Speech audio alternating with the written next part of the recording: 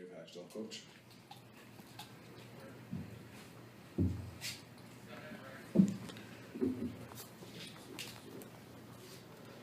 Really proud of the effort of our hockey team today, from top to bottom. You get into these games, if you walk away on the end of it that we're walking away on, it's real important to know that you left everything out there, and our guys did that today.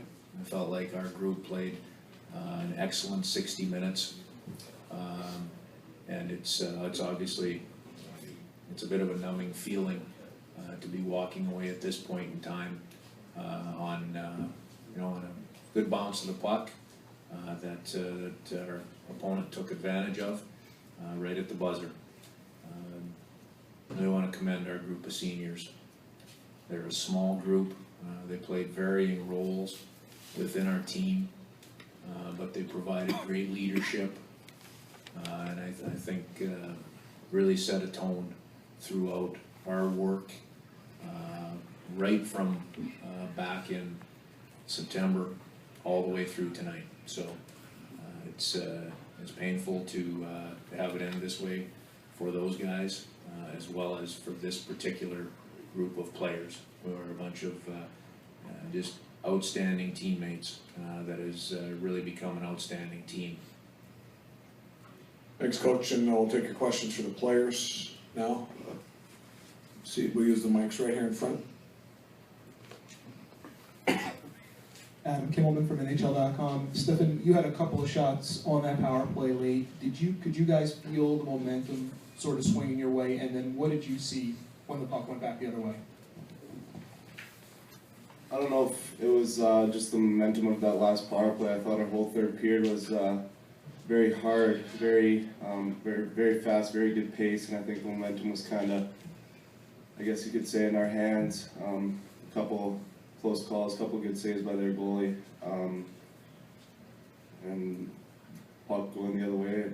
I mean, it was just hit a couple skates, hit a couple sticks, and then it was in the back of our net. There's not much more I could say. Further questions for the players? Yes, sir. Right here. Dillon, can you just talk about... Could you introduce yourself, please? Brad Schlossman, Grand Forks Hero. Dillon, can you talk about the last play, what you saw in that? Obviously on a play like that on the face-off, you want to get an offensive chance. They did a good job of tripping the puck past their pressure and got three guys up on the play, and like Pattyn said, it's bounce here, off a skate. I just whacked it in the back of the net. I mean, can't really say much about it. They were driving the net and nothing but traffic, and Dane couldn't see it. So. Okay, right back here. Jess Myers, USA Hockey Magazine. Dillon, it seemed like your team did a good job of getting sticks in lanes, taking away Minnesota's offense much of the night. Was that a matter of preparation, and how much video, how much scouting of Minnesota went into this game? Yeah, absolutely. Going into a big game like this, video and preparation is a big part of it. Our guys had a really good mindset going into the game, what needed to be done. Extremely proud of how hard they worked, both offensively and defensively. Like Coach said, we left it all out there, onto the puck, and it was a close, hard-fought game. Further questions for the players? Anybody? Okay, guys, thanks very much. Appreciate you coming out, and congratulations on a great season. We'll let you guys go if you want, and we'll finish with your questions for Coach Hakstol. Okay, right here in front. Dave, Anthony Glizzi of the Boston Globe. These two teams have squared off almost 300 times. Does it get any harder to try and figure each other out and see the way that this game went, being tied for almost the whole thing? I don't think there's a whole lot of, there's no secrets at this time of year really between anybody. Whether you've got a long-standing rivalry or you haven't played each other over the last few years, there's just no secrets at this time of year. And for sure, amongst these two teams, I think you saw it tonight. There's no secrets. Nobody's trying to step outside of their game and play differently. I thought both teams did exactly what they've, tried to do, all the way down the stretch. And that's what gives you success at this time of year. I felt we played our game. I thought we checked very well.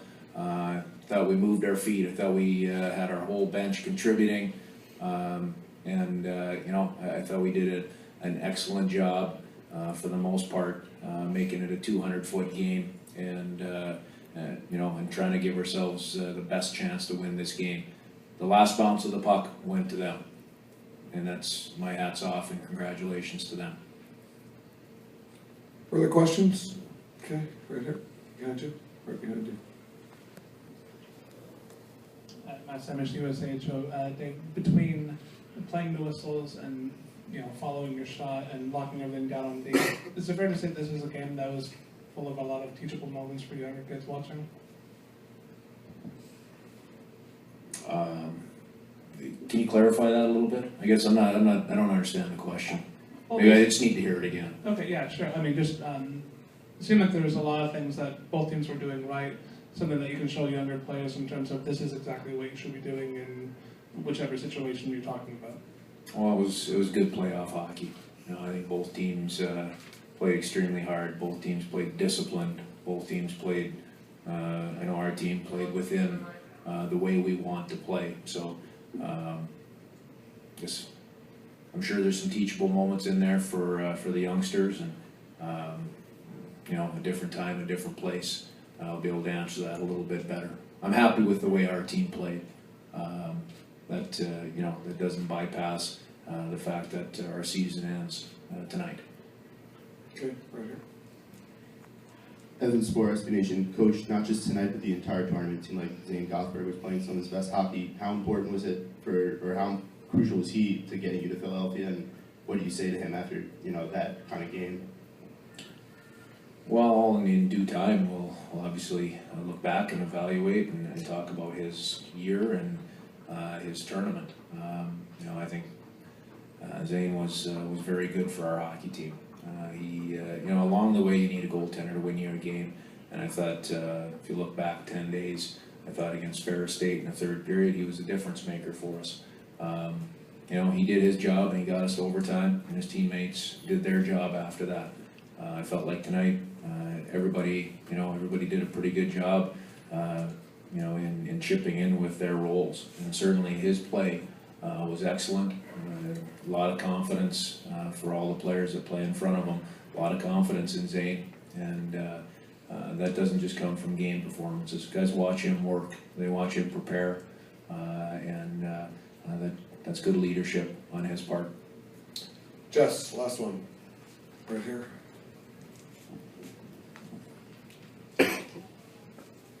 Dave, I'm curious. Could you introduce yourself? Jess Myers, USA Hockey Magazine. I'm curious, the same question I asked the players. You had that 10 days to prepare, and it seemed like you had a lot of answers, or your team had a lot of answers for some of the things Minnesota has had success doing, moving the puck, rushing into the zone, all of that.